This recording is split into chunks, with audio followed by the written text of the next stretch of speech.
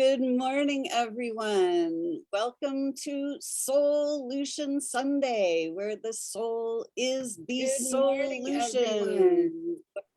I am Lisa Warner, and I am here with Rachelle Babler. And today we are going to be talking about crisis or awakening. So Rachelle has a story of exactly this, where she was working a well-paying, stable job in forensics. And all of a sudden, one day, she just realized, hey, this is not working for me. I got to go in a different direction. And she split. And most of her coworkers thought she was insane. So is she really crazy? Or was she actually awakening? So Rachelle, so nice to meet you. Thank you so much for being on our show this morning. Thank you for having me. Excited to be here. Yeah, so you grew up in Southern California near the sunny beaches of San Diego, and were always an avid explorer, traveler, musician, and creative soul. And when you quit your job, you quit because you were going to follow your why. So tell us a little bit about that. Yeah.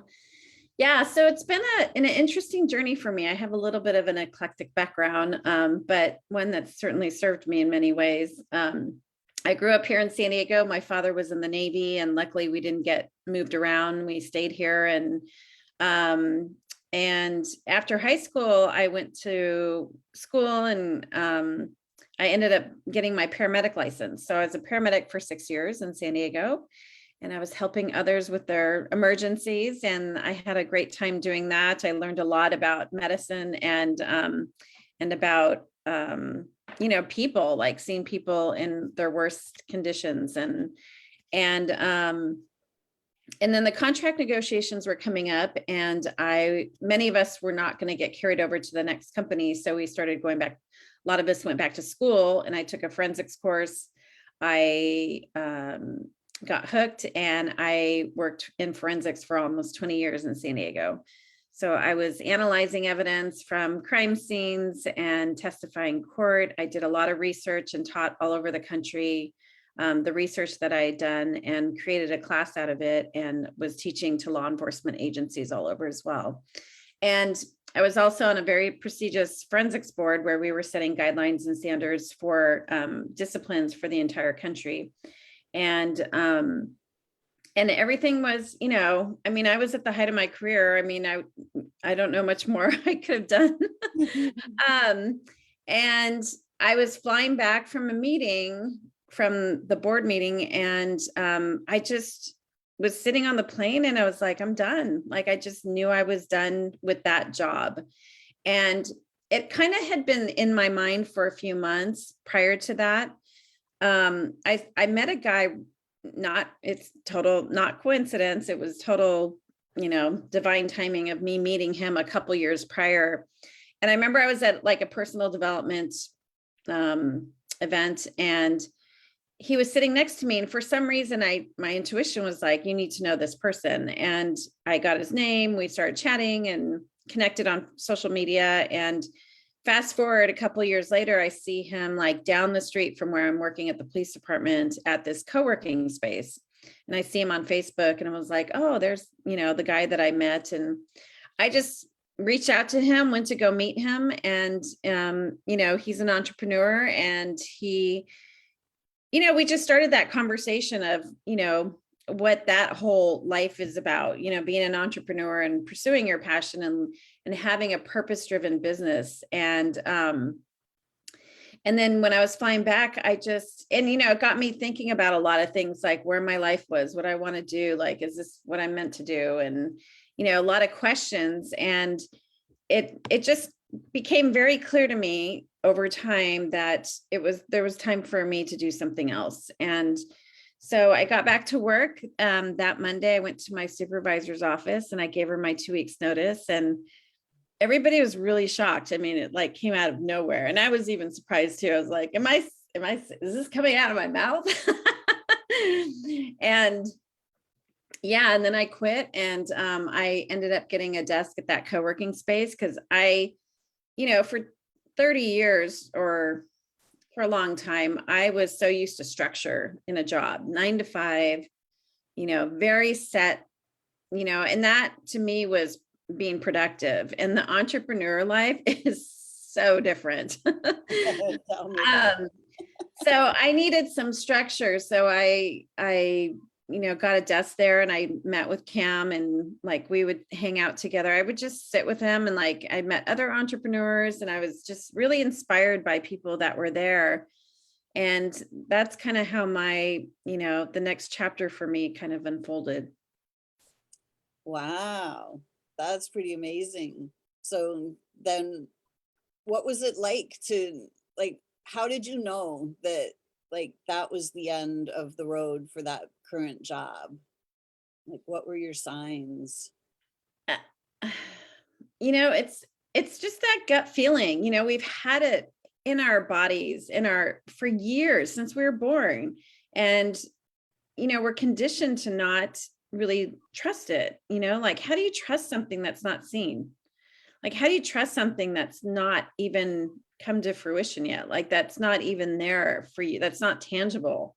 And so several years prior to me quitting, I started meditating. And, when you nourish that muscle, that inner muscle, it gets louder and louder and louder.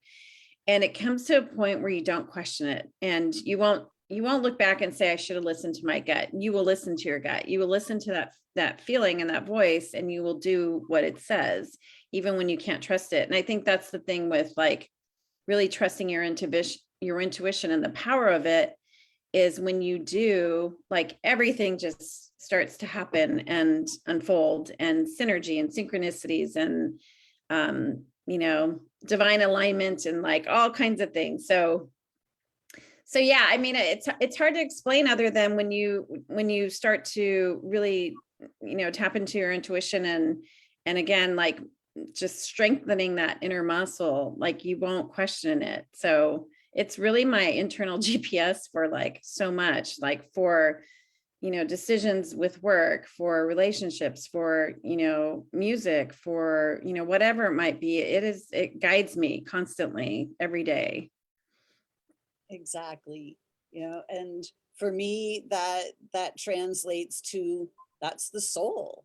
That Yeah. is the core of who we are. And it is connected to source, the source of all that is. And Yeah. that wisdom of the soul is source wisdom. And Yeah. we all have access to that. Yeah. We cannot be cut off from that. But when we come into these physical bodies in this society is designed to sever the relationship. It's designed to cut the cord, and it's Mhm. designed to split us up inside into body, mind, and soul, three Yeah. completely separate, compartmentalized things. And we are not separated. We are not compartmentalized. We are one. Yeah. Body, mind, and soul are the three pieces of the one. But we are taught if it's not physical, then it's not real. Yep. Don't listen to that voice in your head. That's just a voice in your head. Don't daydream because that's not real. That's just your imagination.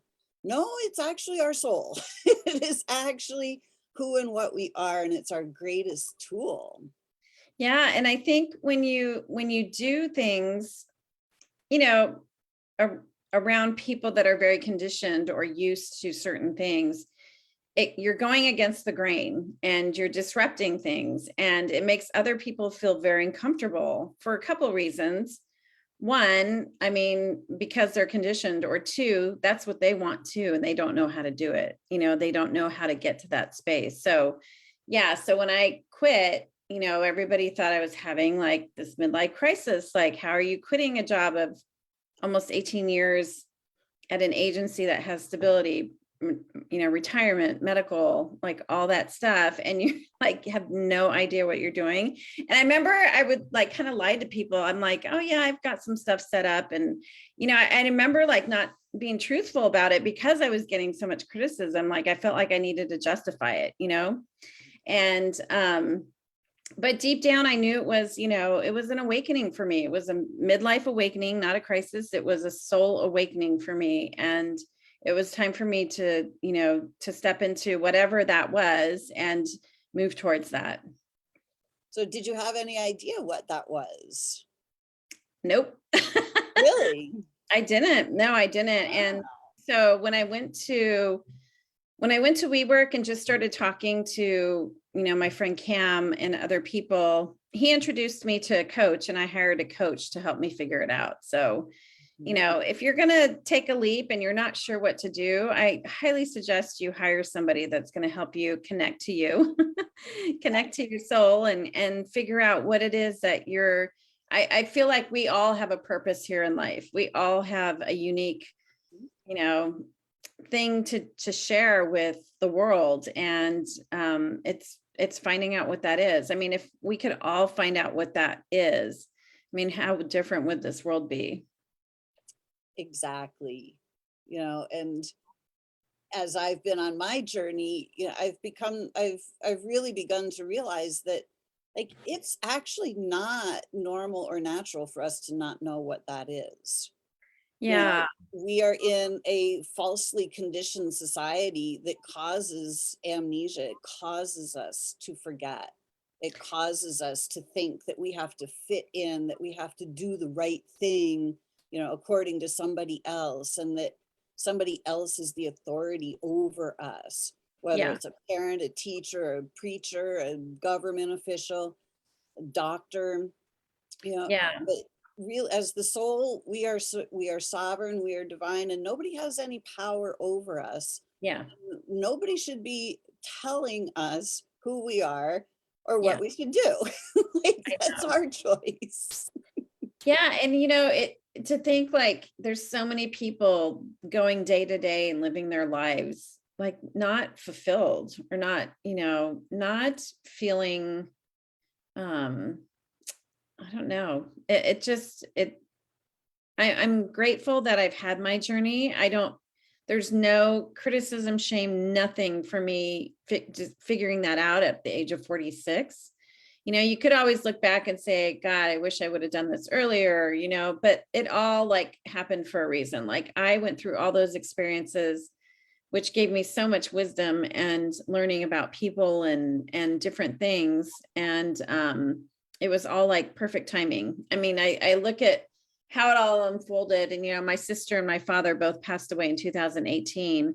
I quit my job in 2017. And had I not done that, I would not have been able to spend all the time I did with them before they passed away. So, it all worked out like the way it should have. And there's no regrets or there's no judgment or shame in any of the process or anything. Exactly. And I think that's one of the things that, religion has really thrown a curveball into that, saying that there are these commandments and you have to follow all these rules. And, if you don't follow the rules, then you're going to be punished and you're sinners and you should regret all of these things and, confess your sins. It's like, really, in the eyes of unconditional love, there are no sins. They're simply experiences. And when we can look back at our life and, without the regrets and just go, wow, that was an experience. I may not want to repeat the experience, but it was just an experience. It wasn't because I was stupid or bad or wrong. It was just, this was what, I was doing the best I could in the moment. And this is the experience I ended up with. And when we start to learn better, when we start to really learn how we are generating our reality, we can start to consciously create better quality experiences for ourselves. So we know that we can't do that. I totally agree. Yeah. So I see there are guitars on your wall in the background, which kind of gives me a clue that you may have found some a passion along the way. Yeah, music's always been a part of my life. I grew up in a church with my family and was a cherub in the choirs. I played the bells, and I was in another group called Heaven's Light when I was a teenager. And then in high school, I was in the vocal ensemble group for the high school group where we sang and danced. And then after high school, I took guitar my senior year. And then in high school, or after high school, there was a guy that was just a phenomenal guitar player, musician. And after high school, he started giving lessons. So I started taking lessons from him. And then, we took some lessons. He actually helped me buy this guitar here like 28 years ago. And then I lost track of him, and I don't know, I got married, and, life evolved and work and things. And so I kind of let the music thing go. And, I think I was back at the time, I loved music, but I never thought I could make a career out of it. Like, how do you live a life being an artist? And back then it was just like, get a job, get a stable job, something that, has a good retirement. And, that's what you had to focus on. And so fast forward in my 40s, when I got divorced, I found out, I reconnected with him through Facebook and found out he had a studio like 10 minutes away from my house. So I reached out to him. I started taking lessons again. And, Mark and I like really have this cool collaboration. Like, I tend to write songs of music, I tend to write the words for songs, and then he and I work together to put the lyric and the melody together, the music part. And he's a phenomenal, like, very talented musician. And so I remember about, I don't know, it's like 5 years ago, he kept asking me at my guitar lessons, he's like, why don't you start writing some music? And I was like, I don't write music. I don't know how to write music.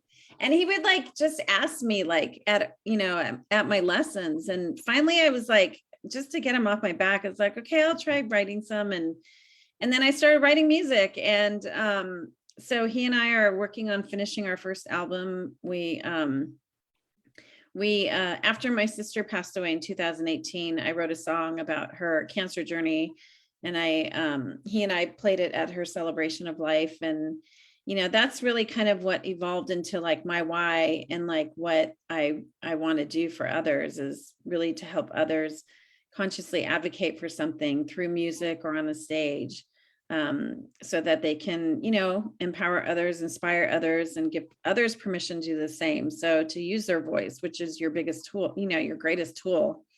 So yeah, it's been a fun journey. I love music. I love, if I could sit in his studio 24/7, I would. Like, it's like play to me. And it's really going back to what the little girl in me wanted to do from the beginning, was to just be around music. So, things have evolved and they've come full circle, and it's been fun. And I have all those experiences that I, have been through to really put into writing and to music. So yeah, it's been fun. Wow, so amazing. Yeah. It is. There's I hear the story time and time again from artists or writers, musicians, that, oh, I was told that, I can never make a living at this, and, that you got to get something stable. And, how I just think like how many great artists and actors and musicians Yep. don't have because they were told that they couldn't do it, that they had to have a job and have that stable income, and Yeah. that And it that, wasn't worth anything. yeah. And that creative outlet for us is so important for so many things. I mean, whether it's music or painting or writing or, whatever it is, like that creative expression is so important for us as human beings. And it's, I was just talking to this confidence singing coach on Friday, and she was talking about how music, when you sing, you're using actually both sides of your brain at the same time. Mm. And I never even like knew about that. Like, you really, like, it's really good not only for your mind and body, but your soul. Absolutely. Yeah. Well, and frequency is so important. Yeah. And, we're starting to learn that, everything is frequency. And we can use frequencies to enhance, or we can use frequencies to destroy. And, our words have frequencies, the sounds have frequencies, the notes have frequencies. And, there are so many, when you listen to a lot of the music out there today, I use air quotes around that. There's so much in pop culture that when you listen to that, it's really destructive. Yeah. There's so much out there that, you know, young kids are exposed to, especially these teen idols who are on stage singing about crazy, insane stuff that, Yeah. is not helping anyone and Yeah. just serving to brainwash the next generation. So having music, like real musicians who actually care about humanity and making the world a better place, it is so important. Yeah.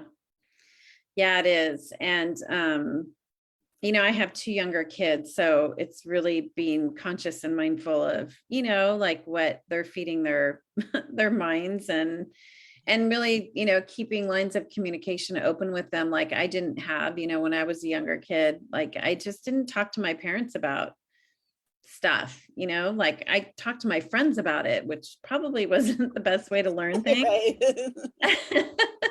But I'm really open with them on stuff because I want them to just know that they can, be open with me. Like, I'm not there to tell them who they are. I'm a container for them. I look at myself as a parent, as this container to hold them in the space of who they are. So, it's not my job to tell them what they can or can't do, or what they should do. It's, really having them figure it out. And, I'm probably a little different than a lot of parents, where it's like, I've told them, like, if you don't want to go to college, that's fine. You just need to figure out what it is that, what it is you love. I will support anything you want if you find it, what it is that you love to do. Beautiful. And are they finding that? How is it for them? Like in this crazy, chaotic world, it can be really difficult. Yeah. Yeah, I know the last couple of years have been interesting with the, everything going on, and having them be at home and distance learning, um and it's weird because I think for my kids, they're kind of seeing things through a different lens too. I think they see the narratives, and they see, it's really shown them a different light of society. And so in some ways, I think it's like really opened their eyes up to things and question things. So my daughter, she's always had, artistic expression, dancing, singing, like, and she loves to dance. So dancing is her thing, and I love it. And my son, he's, he really loves golfing. So he likes to be outside and play golf. He's been playing golf since he was like a little kid. So he loves to do that, and, and hang out with his friends, and, do fun things with them. So yeah. Arts are so important for self-expression. Mm-hmm. I grew up as a figure skater, and Yeah. it was the really the only place where I could just be myself. Yeah. Like I didn't have to think about anything else. I didn't have to worry about anybody else. I Yeah. just simply focus on me and Yeah. becoming the best version of me as a figure skater that I could. Yeah. And it was so it was so important. It was such a great training of body, mind, and soul. Yeah. Yeah. It's, even simple things like I tell them, just moving your body, like however you want to move your body, if it's through dance or if it's for a walk, or, my son likes to take his scooter out and just go outside and ride his scooter. I'm like, perfect, ride your scooter. Just, getting outside is really important, and having them, be active in some way, move their bodies, because there's so much going on with kids these days, with stuff at school and mandates and like all these things going on that it's really, they got to move that in some way. So every night we have a routine to kind of clear their energy for the day, because it's important to me that they do something every day to like move that. Absolutely. Kudos to you. Good for you, because most people are never taught about energy and how to clear energy and how important that is. Yeah. And it's, you're asking earlier, like, how did I know that it was time for me to quit my job? And I also felt it in my body. It wasn't just my intuition, but I was stressed. My body was like screaming at me saying, your health is going to decline. Things are going to happen if you stay here. And it wasn't the best environment where I was working, just the management and stuff. And so everything was just, you know, also telling me what's no longer serving me. So, that is another part of it where you'll start seeing like your body's going to start telling you too, and you're just going to get strong signals as to like, this is not working for you anymore. And so something needs to change. So yeah, with my kids, I mean, we do like this, a couple of things just every night. And it's just they love it, because I think they know that it just puts them in a better space before they go to bed. Hmm. Yeah, we've never been taught that we have non-physical bodies, Yeah. an emotional body and a mental body and a causal body and all these layers of ourselves that are outside of and permeating the physical body. Yeah. We're simply taught that if it's not physical and you can't see it or touch it, then it's not real. But our energy field is very real, and our energy field is the thing that determines how our life shows up, Yeah. because it's the attractor, it's the magnet, it's what is literally attracting life circumstances to us. Yeah. With Yeah. our, when our, and people love to deposit ideas and thoughts and energies in us. The media screams it at us, plasters us with all kinds of energies all day long, every day. All of those commercials just plaster onto us. And we Yeah. don't realize that all of that stuff that is plastered onto us, layer after layer after layer, if we don't clean that off, we walk around with that stuff. Yeah. That's what we call like the subconscious. Well, it's all of that stuff that has been plastered all over us like paint. And Yeah. we're walking around like, oh my gosh, I'm really, really uncomfortable here. Well, yeah, because you have all of this energy that doesn't belong to you. Yeah. And we think, with all of that stuff plastered on us, those thoughts that have been plastered are just kind of running in the background, because the thought and the energy goes together. So when the news is spewing all kinds of fear-based stories, run and hide, doing this, isolation, yeah, the world's gonna end, blah blah. If we don't clear that off, all of those little stories then are just stuck to us. Yeah. And it's like, oh, the world's going to end. Oh, it's really dangerous out here. Oh, this isn't good. Oh, no.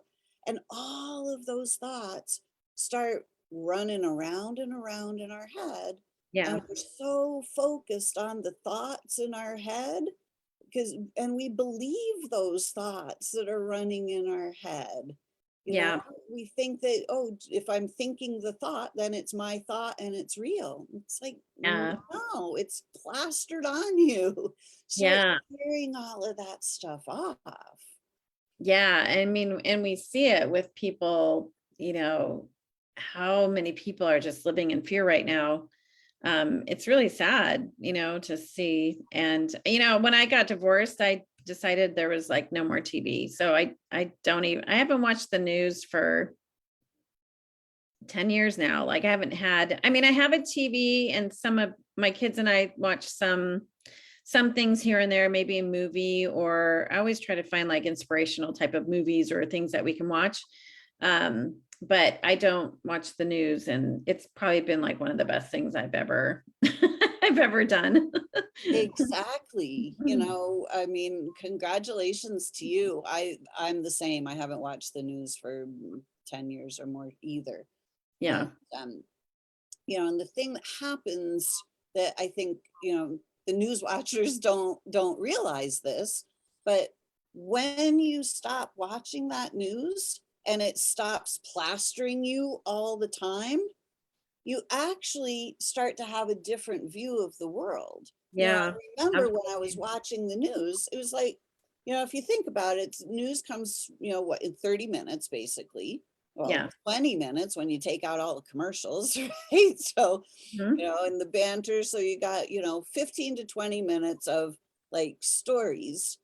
And in that 15 to 20 minutes, they probably cover what, like maybe 6 or 8 stories. Yeah. And then we think that those 6 or 8 things are what's going on in the entire world. Like that the whole world is like those stories. Yeah.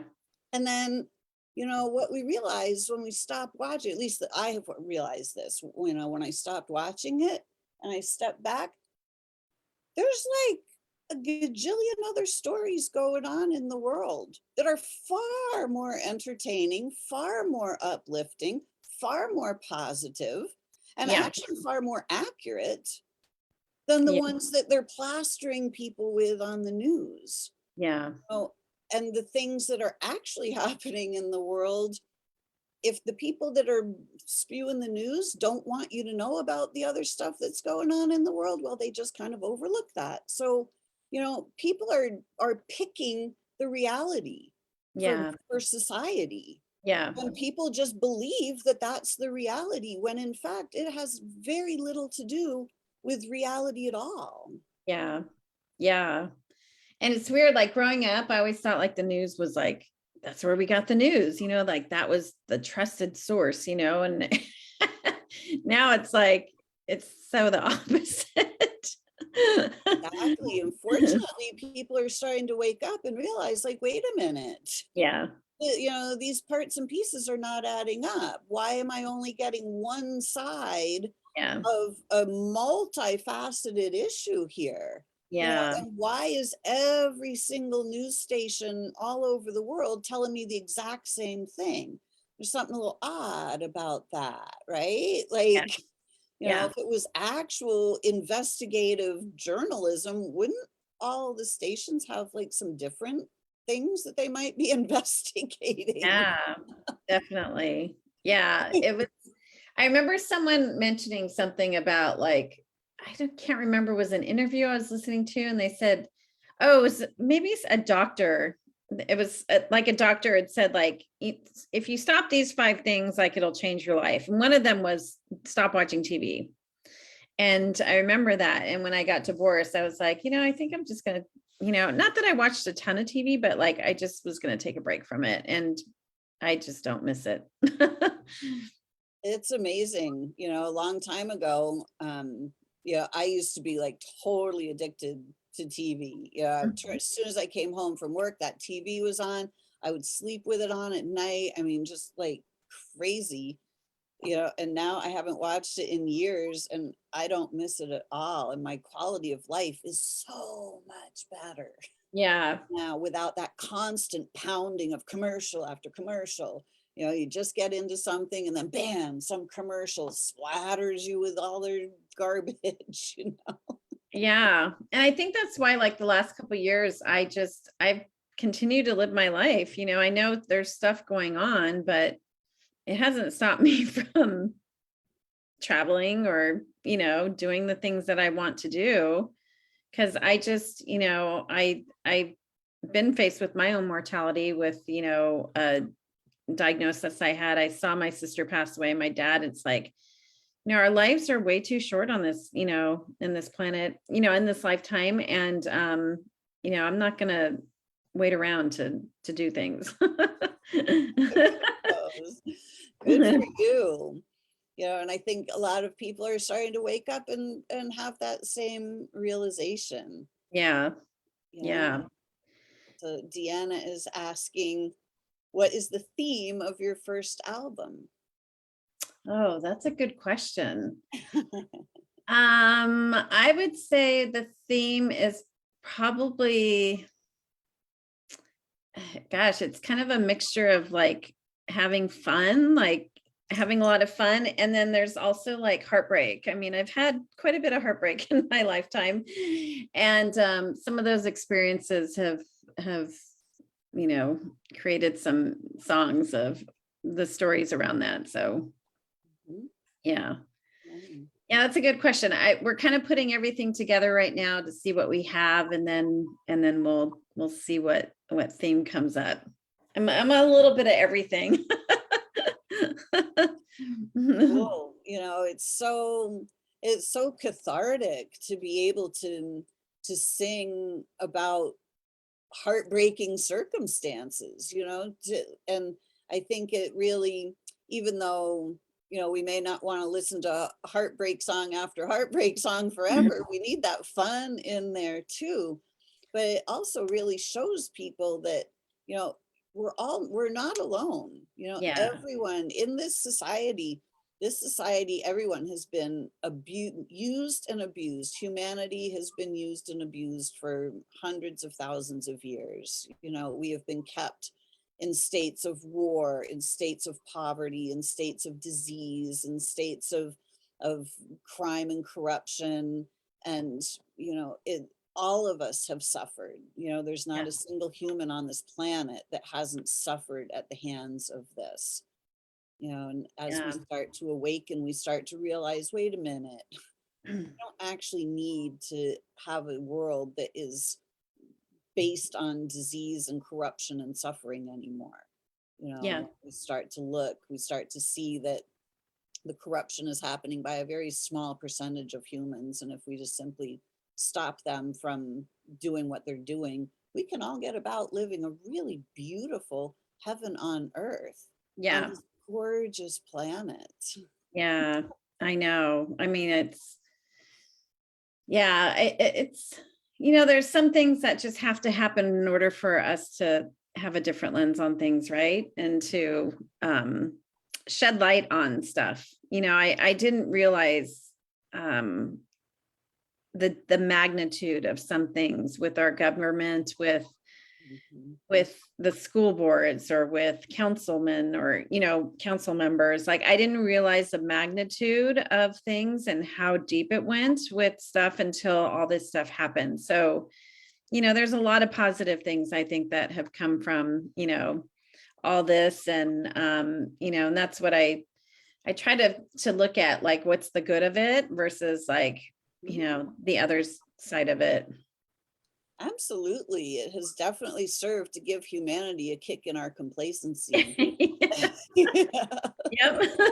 Like, there's some really crappy stuff happening on this planet, and Yeah. it doesn't need to happen that way.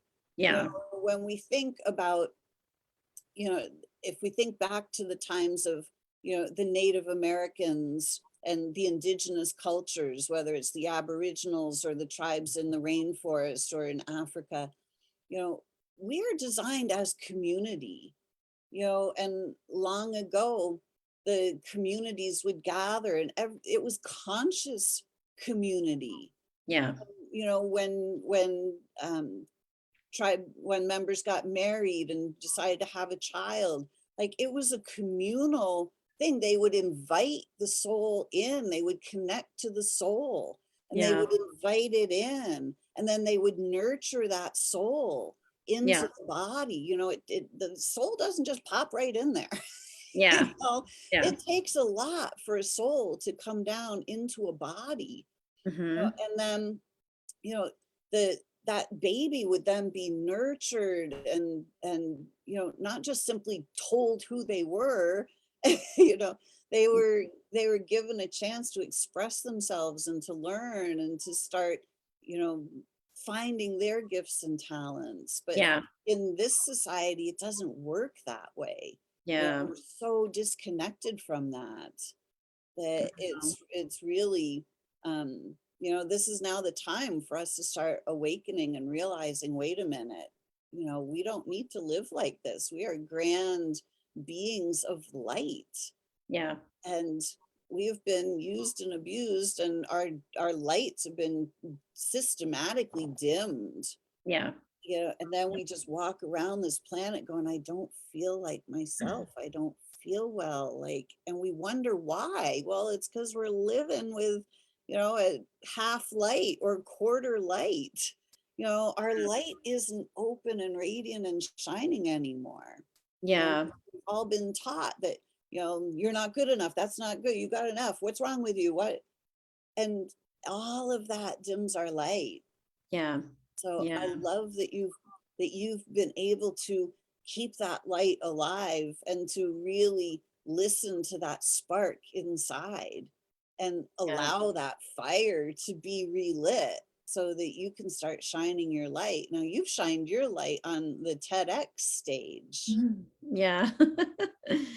Yeah. That was I this like 3 months ago now. I did my TEDx talk in Louisiana on the power of advocating through music. So when I wrote that song for my sister and I used that to advocate for colon cancer awareness, that was my idea to share with others, is that you can advocate for a cause that's near and dear to your heart, you know, through music. The power of music is amazing. We know that we get, you know, a group of people together who are all united by music, and it doesn't matter what their religious, political beliefs are.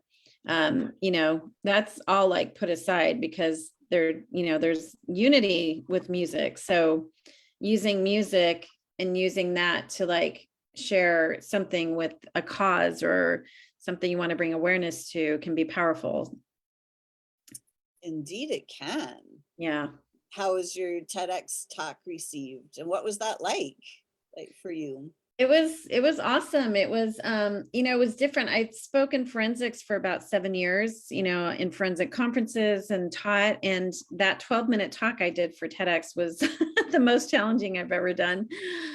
You got to memorize the talk, so you have to memorize it. And then you know, it was a very personal story for me, sharing my sister's journey with her battle with cancer and you know, losing her. And so it was very personal. So that makes it a little bit more, there's a lot more depthness to it than some other talks that I've done.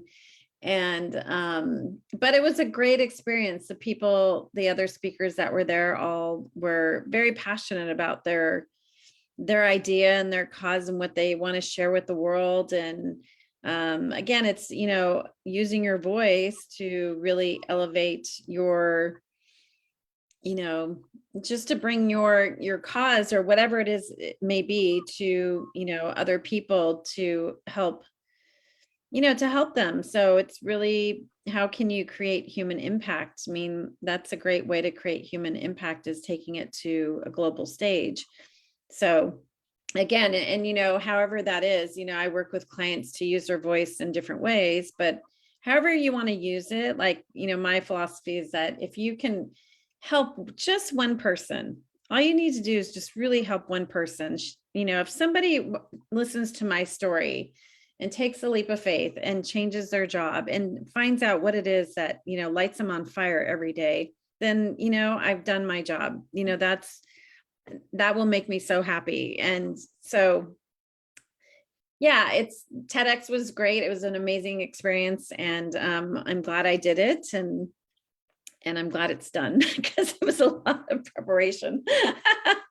But it was phenomenal. I was really excited to do it, and it was great. And I'm glad I got to do it live, because many TEDx events went virtual during COVID, and I'm glad I got to experience the live event. Wow, that's amazing. Yeah. Did you so you got to play your guitar and sing your songs? Yeah. So I got to, I started my talk with a portion of the song that I wrote for my sister, and that's how I started it. And then I went into my talk, and yeah, so I did it a little bit different, but that's kind of me. I'm a middle child and an Aries, so we don't do things the way other people do. And yeah, so it was good, but yeah, I can play a song if you want me to. Oh, that would be great. We'd love that. For sure. Let me grab. And I did hear your TEDx talk, and it was spectacular. Oh, thank you. And we'll put a link for anybody that wants to hear Rachelle's TEDx talk. We'll put a link in the chat and in the show notes so that you can tune into her talk as well. Thank you. All right, so this is one of my sad songs.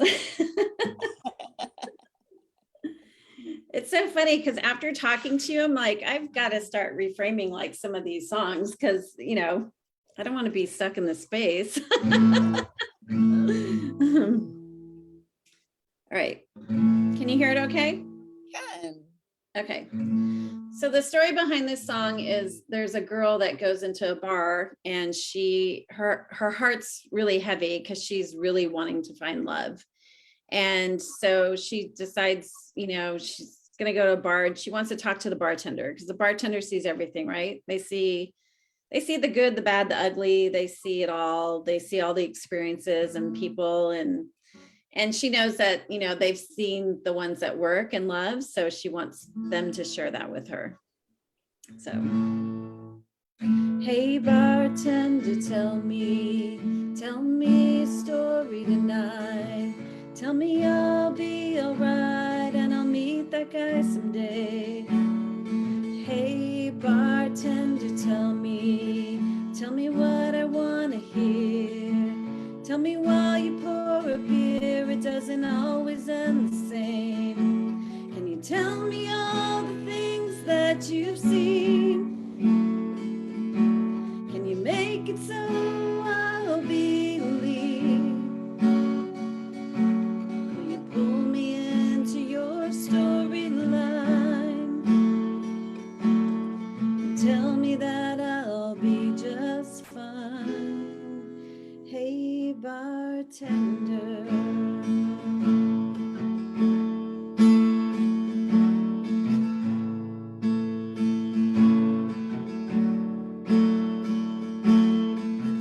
Hey, bartender, tell me, is he here tonight? Tell me that he's Mr. Right. Can you tell me his first name? And hey, bartender, tell me that he's looking for love. Tell me that he'll be the one, and his heart wants the same. Can you tell me all the things that you've seen? Can you make it so I'll believe? Will you pull me into your storyline? Tell me that I'll be just fine. Hey, bartender.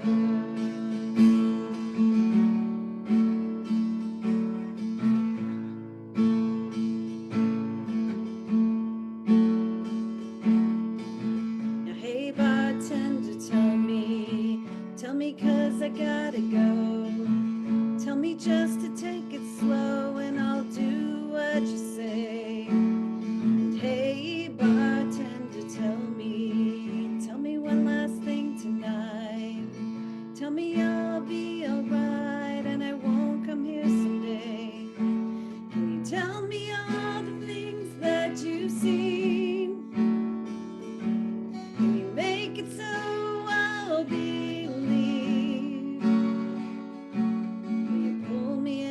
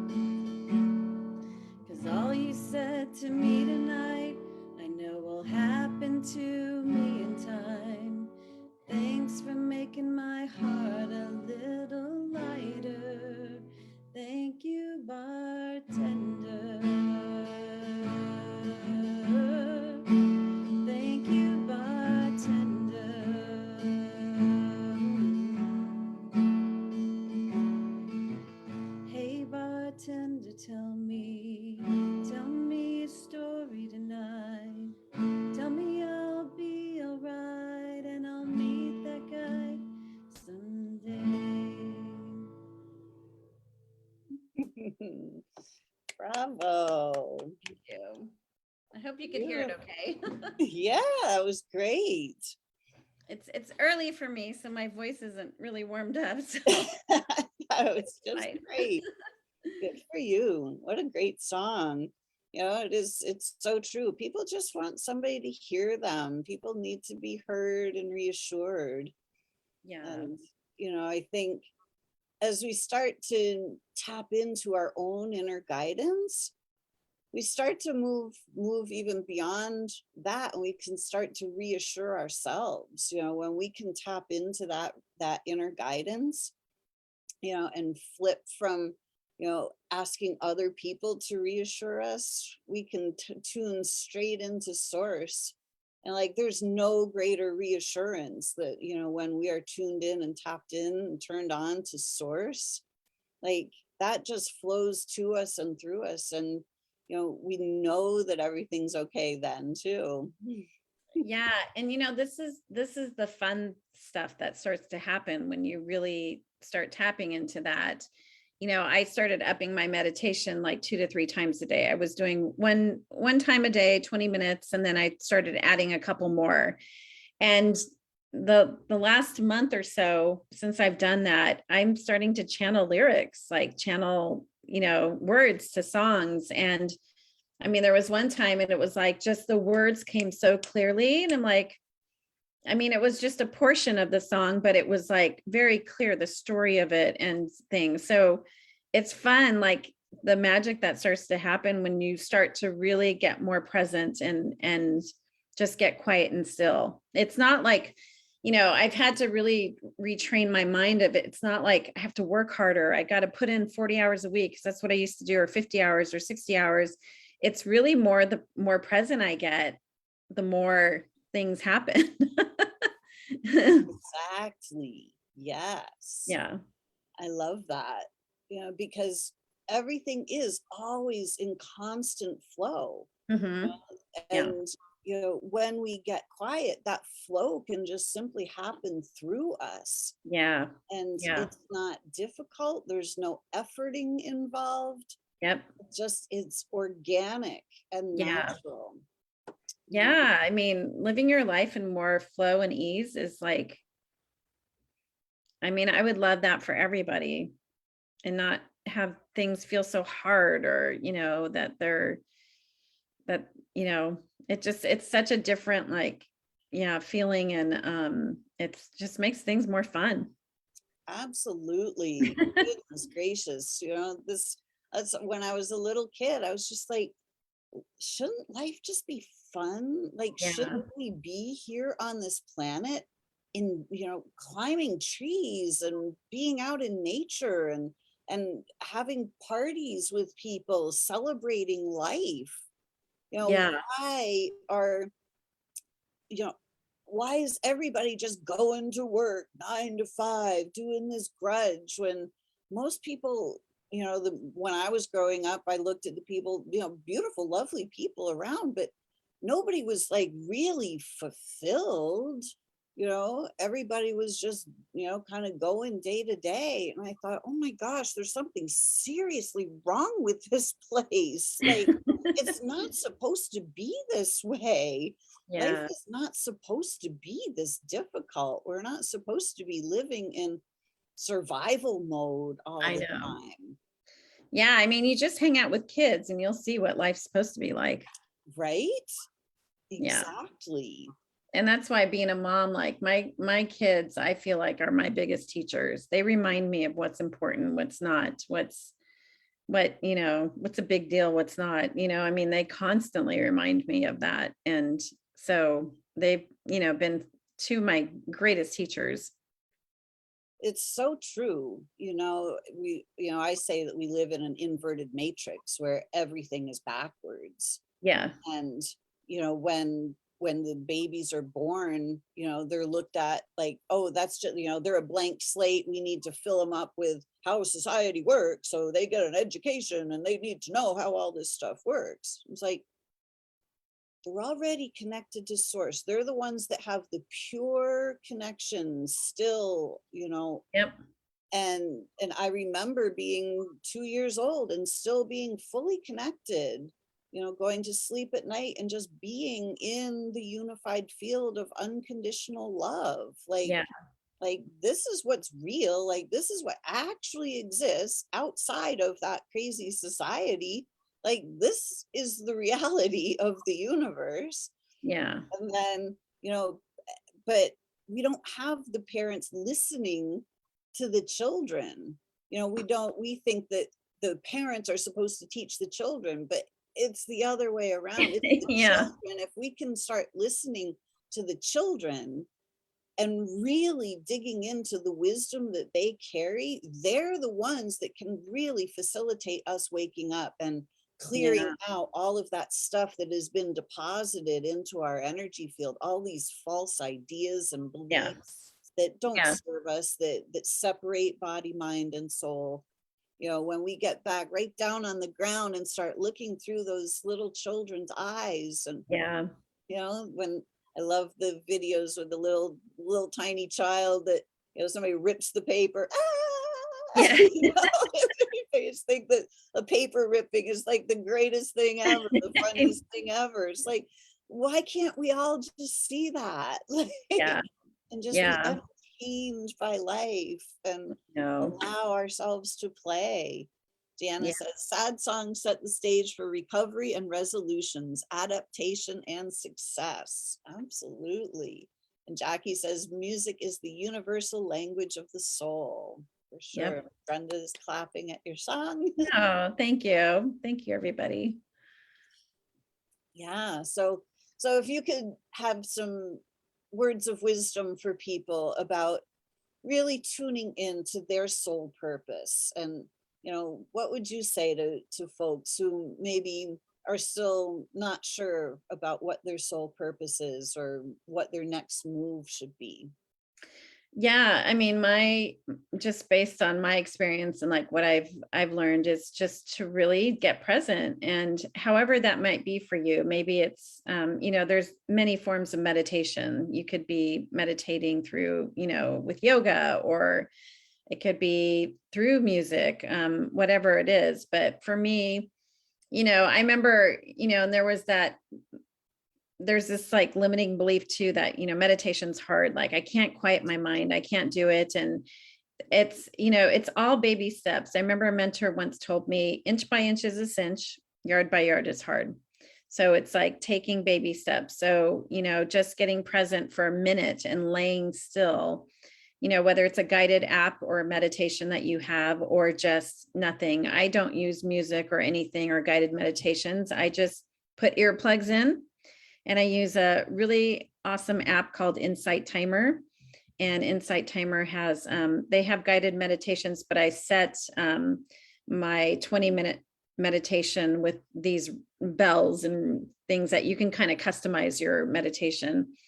And, I just started by, doing a minute and then adding a minute and then adding a little bit longer, and finding what was best for me, like laying down in a space that's, very, comforting and quiet for me. I put earplugs in so I don't, I drown out the noise and any noise that might be around me. And, and it's consistency. I would say if you want to see results in things, it's kind of like when you start exercising. If you want to, start toning more, you can't just jump into exercising and start killing yourself doing 2-hour workouts. It's all, building up to it. So it's the same thing with meditation. It's just nurturing that muscle, that inner muscle, it's a little bit day by day, and being consistent. It is non-negotiable for me now because I see the power of it. Like it is really the open gate to me, not only channeling information, but getting downloads and just staying, in the moment. I think when you're present and you're not in the past or in the future, like that's where your power is. And so, scheduling it, if you have to put it in your calendar, okay, I'm doing 20 minutes of meditation now. I think I remember Tim Ferriss or somebody saying, like, if it's not in your calendar, it doesn't exist. And, if you really want to be consistent with it, make sure you make time for it and make time for joy too. Like, those two things, like meditating more often during the day, but also finding time for joy, which is playing my guitars you know, or those things that will really shift things for you. It did for me. And it did take some time, but it didn't take a very long time for me to start seeing like the things that happened as a result of me doing those. That's beautiful. Yeah, for I think you're absolutely spot on with the joy. Those are the things. What brings us joy is really what sets the soul on fire. It's like what helps the soul come into the body is when Yeah. we're in that state of joy. The soul can't come into our bodies when we're in states of anxiety and fear and depression. Like it just simply can't. Like it's not Mhm. going to meet us there. Yeah. So when we can open up and really start expressing our excitement or enthusiasm for life, just start bringing those energies in.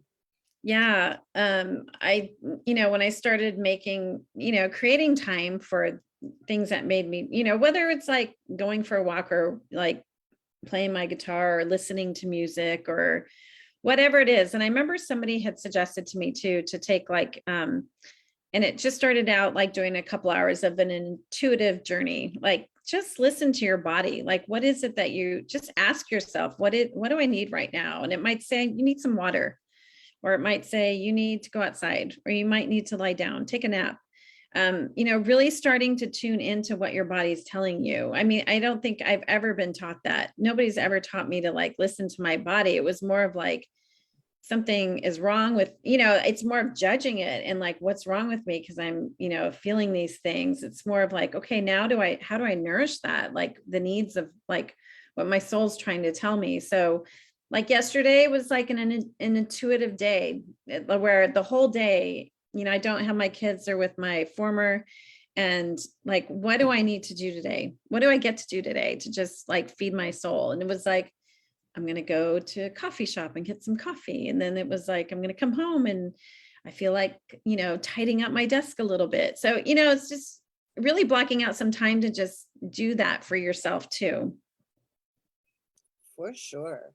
I love what you said about that, that we're not taught to listen to our bodies.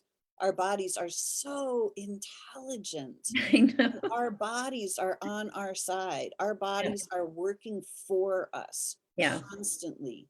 Yep. The body is designed for survival. Like Yep. it's designed to thrive and it is designed for health and it is designed to rebalance itself on command. But when we're in fear and doubt and worry and just all caught up in our minds and not Yeah. paying attention to the body, it can't do any of those things. Yeah. All Yeah. it can do is try to support us through our fight or flight mode. And then when it is supporting us through the fight or flight mode and it's changing itself accordingly, we go, oh no, I don't like this. There's something wrong with me. like, Yeah. like, yeah, but it's not your body. There's nothing wrong with your Yeah. body. Your Yeah. body is doing exactly what it's designed to do. Yep. Like it's all of this stuff going Yep. on in the head Yep. that needs to get smoothed out. Yeah. Yeah. That's the crux of healing. Yep. Yep. Exactly. Beautiful. So we hope that everybody kind of got something out of our conversation today. What are you going to do to nurture your soul today? And what are you doing to follow your soul's path? Are you on your soul's path? Mhm. Or are you just doing something because you think you need the money?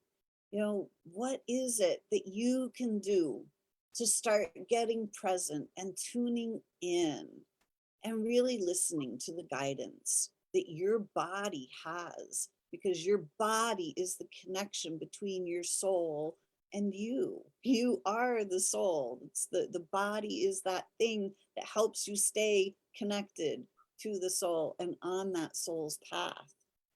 And so start tuning in and really listening, and know that if you take that leap of faith, just like Rachelle did, You're gonna land on your feet. It's always gonna work out.